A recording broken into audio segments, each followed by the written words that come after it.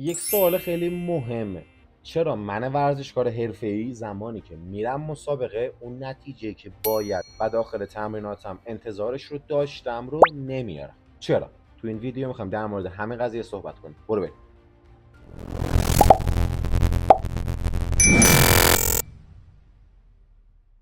سلام، اینجا چنل THC تیم هست و خیلی ممنون میشم همین اول ویدیو لایک کنید، ساب کنید چنل رو، اون زنگوله پایین رو بزنید، یک کامنت الان بذارید، یک کامنت هم ویدیو رو که دیدید نظر خودتون رو بذارید. خیلی ممنونم، دمتون گرم. همونطور که فکر میکنم متوجه شده باشید رویه چنل یه مقدار عوض شده و سعی میکنم، یعنی عوض نشده، از همین اول همین بوده، الان متمرکزتر روی تربیت ورزشکاران حرفه‌ای توی این چنل قراره بحث بشه و عواملی که میتونه به ورزشکارا حرفه‌ای کمک کنه که عملکرد بالاتری داشته باشن، آسیب کمتری ببینن و در کل ورزشکار بهتری باشن، پر از افتخارات بشند رو تو این چنل میخوایم در موردش صحبت کنیم. مسئله که این هفته میخوام در موردش صحبت کنم تیپرینگ یا پیکینگ هست. به چه معنیه؟ پیک به معنی قله کوهه و زمانی که در مورد پیک صحبت میکنیم یعنی اون رأس هرم، اون قله کوه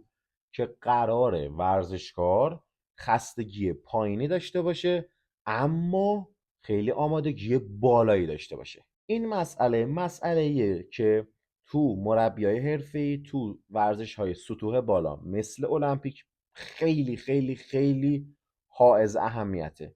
ما ورزشکارایی داریم که تو تمریناتشون رکورد یا عمل کرده خیلی خفنی دارن، ولی وقتی میرن مسابقه با افت عمل کرد و رکورد شدید مواجهه میشه. متاسفانه به دلیل اینکه تو تیم هامون روانشناس نداریم یا اگر روانشناسی هم هست متاسفانه نمیتونه کارشو خوب انجام بده، یا بلد نیست یا واقعا دستشو بستن، این مسئله رو کار نداره و میذاریم یه گوشه برای خودش. اما میبینیم که اون عمل کردی که باید رو ندارن ورزشکار. خیلی از ورزشکاری هم که ورزش‌های انفرادی دارن و تیم خاصی ندارن هم به خاطر اون هزینه‌ای که نمیتونن بدن برای روانشناس یا اون باوری که دارن و اینطوریه که روانشناس میخوام چیکار بابا، برو بریم بهترین مکمل از دبی بخرم اونا بخورم اون اثر گذاره. اما غافل از اینکه ذهن تو اینجا مهمترین رکن میتونه باشه برات، بسته به رشته‌ای که داری مهمترین رکن میتونه باشه برات برای اینکه عمل کرده خیلی خفنی رو حین مسابقه هم داشته باشی، نه فقط تو تمرینت. اینجا بود که مسئله تیپرینگ یا پیکینگ اومد وسط و دانشمندا چندین ساله، بیش از 30 ساله که دارن روی این قضیه کار میکنن. همیشه سوالشون این بوده که چی کار کنیم، چی کار دیگه میتونیم بکنیم که ورزشکارمون هر چی که الان هست با یه افت خیلی کمی بره مسابقه. و توی مسابقه آقا اوکی میدونیم که استرس داره، استراب داره، شرایط مسابقه همه اینا هست و احتماله که 10% حتی 20% افت بده به نسبت تمریناتش هست و این عادیه. اما میریم مسابقه و میبینیم که ورزشکار 40%، 30%، 50% افت داره. اینجاست که مسئله تیپرینگ خیلی حائز اهمیت میشه. تیپرینگ اگه درست انجام بشه شاید 7 تا 10% اصلا بتونه عمل کرده ورزشکار ما رو ببره بالا.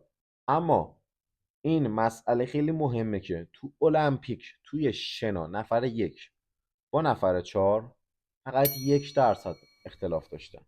یعنی اگه ما این حساب کنیم که نفر 4 تیپر انجام نداده بوده و اگه این تیپرینگ رو انجام میداده حتی به طور خیلی ضعیف 1% پیشرفته داشته و به جای 4م المپیک که بدون هیچ مدالی برگشت خونش به عنوان اول المپیک با یه طلای خوش رنگ و پر افتخار برمیگشته به خونش. مسئله تیپرینگ اینجاست که خیلی حائز اهمیت میشه. زمانی که ورزشکار من مربی با حریفاش اختلافات بسیار پایین و کمی داره. این همه در مورد این فواید تیپرینگ صحبت کردیم. اصلا تیپرینگ چیه؟ تیپرینگ به طور تیپرینگ به طور کلی به معنی کاهش اون خستگی ورزشکاره به صورتی که عمل کردش با افت مواجهه نشه و عملکرد خوبی رو حین مسابقه هم داشته باشه. خیلی‌ها میان و از این روش استفاده میکنن که نزدیک مسابقه تمرینات ورزشکارشون رو قطع میکنن. اما با مراجعه به مطالعاتی که تو زمینه تیپرینگ انجام شده، خوندن صحبت‌های کسایی از جمله مربی بدنساز مایکل فلپسی که المپیک ریو یه تاریخ سازی خیلی خفنی انجام داد 2016، وقتی که صحبت های مربی بدنسازش رو گوش میدی میخونی میبینی که چقدر مسئله تیپرینگ مهمه و میشه روش مانور داد. فقط به معنی این که قطع کنیم تمرینات رو اصلا نیست. اصلا داخل تیپرینگ و پیک دادن ما قرار نیست تمریناتمون رو قطع کنیم. مسئله خیلی پیچیده تر از این حرف هست. ما قراره تمریناتمون رو به طوری کم کم کم و کمش کنیم تا نزدیک مسابقه ورزشکار به تبع کم شدن تمرینش خستگیش کمتر بشه ولی عمل کردش تازه بره بالا. یعنی اینطوری نباشه که ورزشکار ما اومده تمرینات مثلا بدنسازیش رو کم کرده ولی اون انفجاری که داشتم از بین رفته. این اسمش تیپرینگ نیست دیگه، این دیگه اسمش همون که فهمیدید. مسئله تیپرینگ خیلی میتونه خاص و منحصر به فرد بشه و برای هر ورزشکار شخصی سازی شده باید بشه. خیلی بستگی داره به تجربه مربی شما، علم مربی شما و دیدگاه مربی شما. حتما اینو در نظر داشته باشید. اگه مربی دید که اصلا نمیدونه تیپرینگ چیه، پیک دادن چیه، واقعا باید به عوض کردن مربیتون یه فکر کوچیکی بکنید. همین، سعی کردم خیلی خوب و خلاصه براتون صحبت کنم. زیادتر از این نمیشه در مورد تیپرینگ صحبت کرد. هم این که حوصله سر بر میشه ویدیو، هم این که واقعا یه مسئله شخصی سازی شده است و علم یه سری چیزا به ما داده. اما اینکه مربی چی جوری از اونا استفاده کنه و یه سری جا حتی در مقابل اونا وایسه و ببینه که ورزشکارش نتیجه خیلی خوبی براش به رقم میاره، این دیگه مسئله خاص و منحصر به فردی برای خودشه. خیلی بستگی داره به مربیتون.